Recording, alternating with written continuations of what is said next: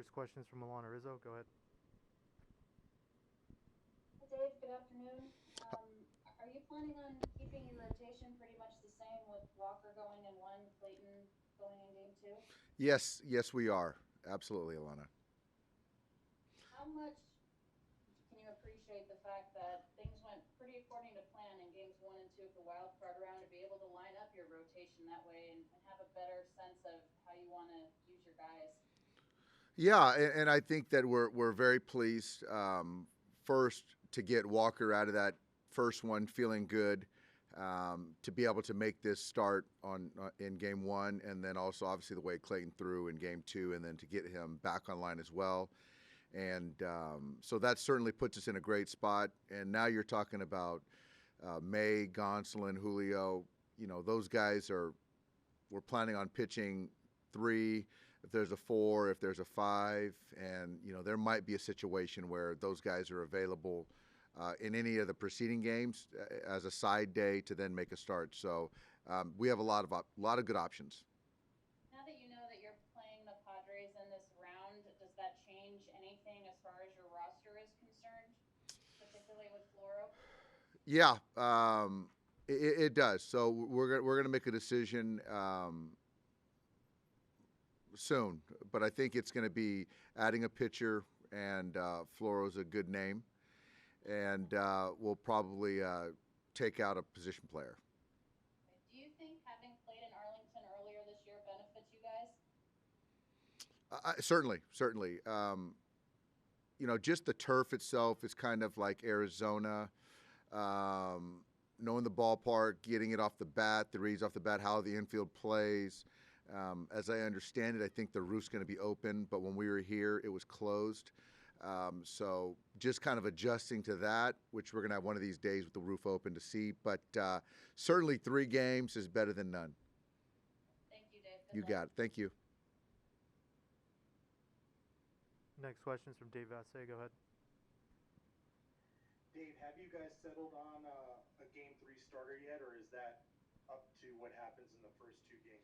Yeah, I think that right now we're just going to leave it open, and each one of those guys is going to be available in 1 and 2, and we'll kind of see how it plays out, Dave. But all 3 are still built up, so I'm sure one of those guys will take down game 3. MLB Network showed parts of your workout yesterday, and it showed Kenley throwing to live hitters. Where is he at, and do the mechanical adjustments that need to be made, is that enough time between the last time we saw in game 1 to Tuesday? Is that enough time? I think so. I thought yesterday he threw the baseball really well. He, along with I think 7 or 8 other guys, threw to hitters, and I love the exercise that our coaches came up with. Kelly threw the baseball really well. So, like I said the other day, he's our closer, but there's still opportunities. And I talked to Kenley yesterday just to kind of be on the same page that there's still going to be times that I might need him in a different inning. And he's on board with whatever to help us win baseball games. And it's a title, but I think that in practice there's certain innings and certain parts of the lineup that I think he's the best option. So we'll kind of proceed that way. So being the closer doesn't necessarily mean closing the 9th inning. Not in every game. Not in every game. And it might, but I think that just kind of putting ourselves in that situation where I can't use him in a situation where I feel he's the best option isn't the best decision for the Dodgers right now. One last question, Dave. As far as that ballpark in Arlington, I know you mentioned the roof is going to be open. How much do you anticipate that change in the way the ball flies there? Because only 66 home runs were hit there in 30 games, and 99 were hit at Dodger Stadium. Yeah, so from what I understand, it does allow for the ball to travel a little bit further. What that means, I really don't know. And it still just comes down to executing pitches and putting the barrel on the ball. So, and it's a level playing field regardless. But it'll be different in the sense that we just haven't experienced it here. Next question is from Ken Gurnick. Go ahead. Dave, what's the status in your mind of Max Muncy as far as being in the middle of your lineup? He'll be in the middle of our lineup. I still think that, the first game, taking a couple walks, The second game, I thought he got off some really good swings, just didn't make contact. But I still think that he's seeing the baseball considerably better, and I like him where he's at. That's mostly off the walks, not so much off the actual swing. No, it is. The second game, I thought he took some very good swings. I mean, I think that, yeah, he missed some pitches that they executed, but I still thought the swings were considerably better than they had been in the middle of the year. Next question is from Jorge Castillo. Go ahead. Dave, do you still plan to carry a third catcher? Yeah, we're I mean, I don't know. Or that's kind of one of the conversations we're going to talk about. The third catcher, Terrence Gore off the bench, things like that we still got to kind of lock down. And what did you see from Cody in the first series? I thought there was fight. I thought there was compete, and he spoiled some pitches. I thought he took some really good swings, and when he got down in the count, he fought. And, that's all anyone can ask. And you guys have been there a couple of days now. What's the bubble life like in Texas? It's great having our families here. It's different seeing the team you're opposing in this series sharing the same space. The hotel itself is fantastic. But it's a business trip, but I think the families are enjoying, being with each other. So, but it's been good. Thank you. Next question is from Bill Plunkett. Go ahead.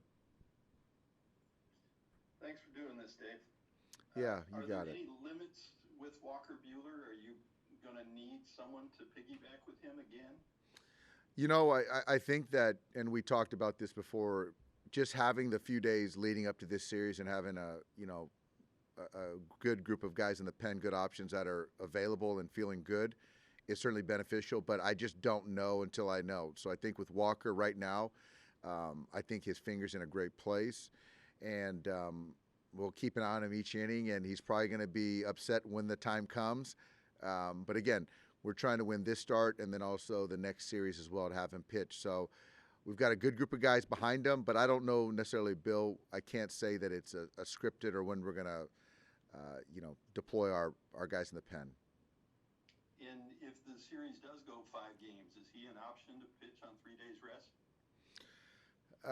I think if you ask me, we will see. If you ask him, that's a definite yes.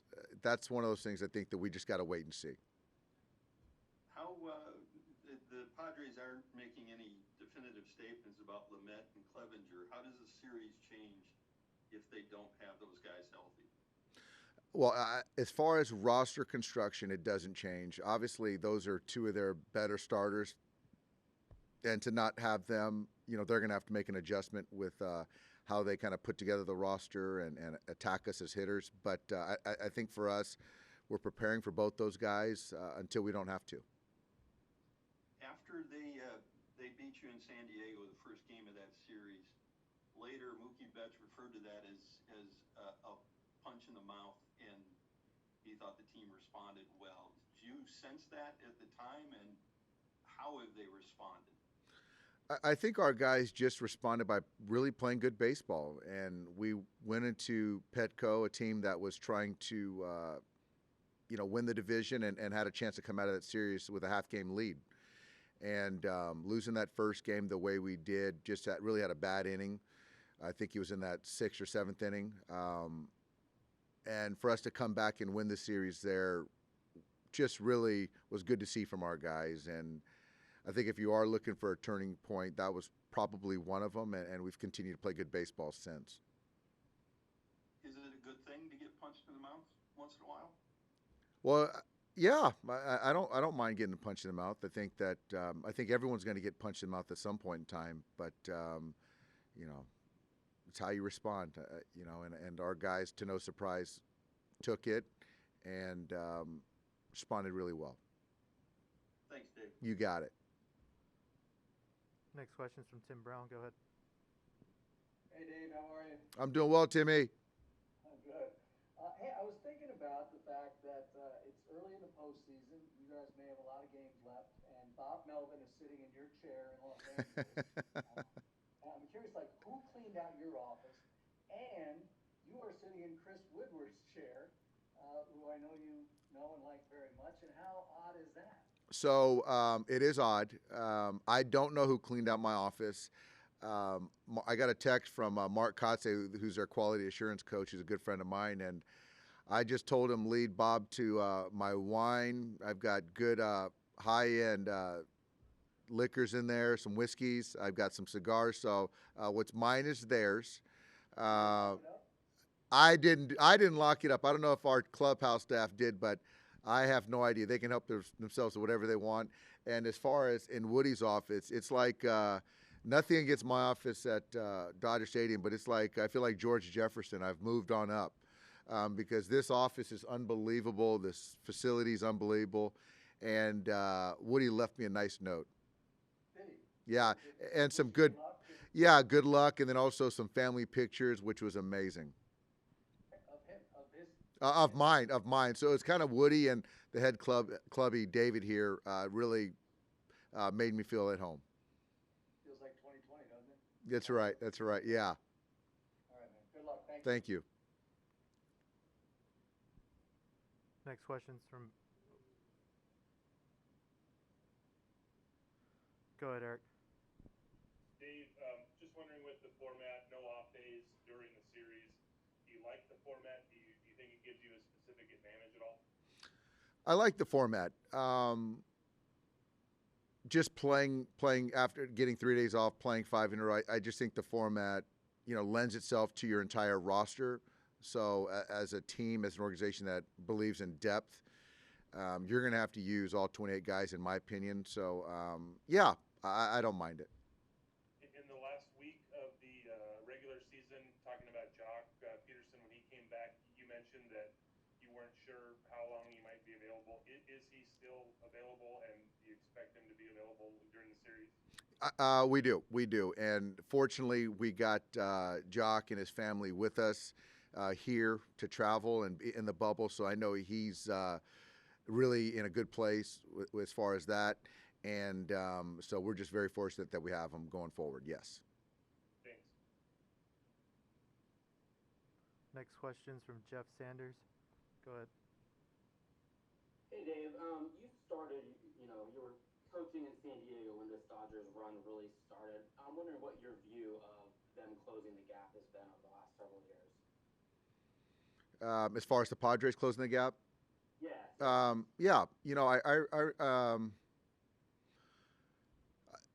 I think AJ, his staff, they've done a tremendous job as far as the scouting, the trades, ownership allowing for signings.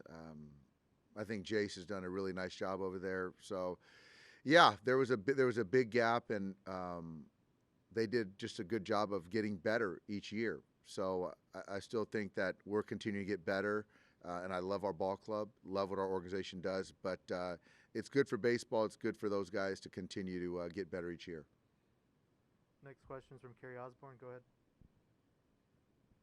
How much does San Diego's relentlessness on offense and their ability to kind of strike late remind you of your own offense? A lot of similarities. Those guys play with a lot of energy, and a lot of guys in their lineup can hurt you with the long ball. It's a very momentum-driven team.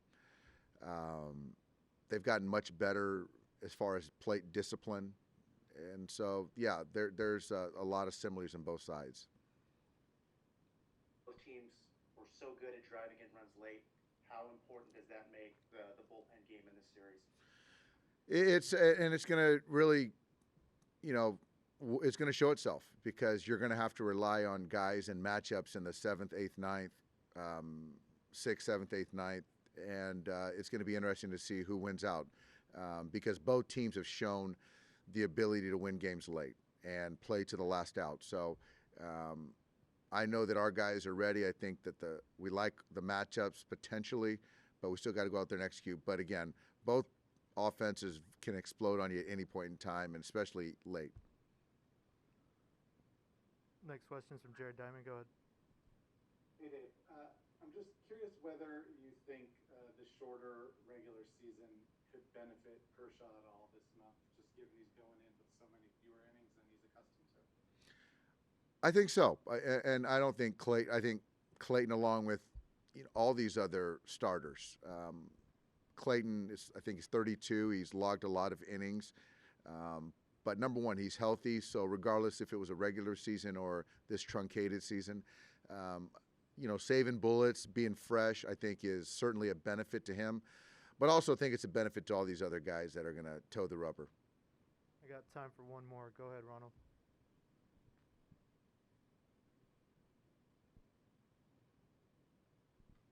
When you look at how you use someone like Morrow 3 years ago, I guess you pitched him, I think, 14 to 15. Are you going to have to be cognizant you can't do that with relievers this time with the fewer off days? And how does that change how you set things up? Yeah, you know what? Certainly. And you're talking about, I mean, I didn't know it was 14 to 15 games, but obviously there's some off days that are baked in there. But yeah, when you're talking about 5 in a row, I don't see anybody, if there is a game 5, pitching 5 games in a row. But it's more on, how guys are feeling, how effective they are as well. And Brandon was very good for us.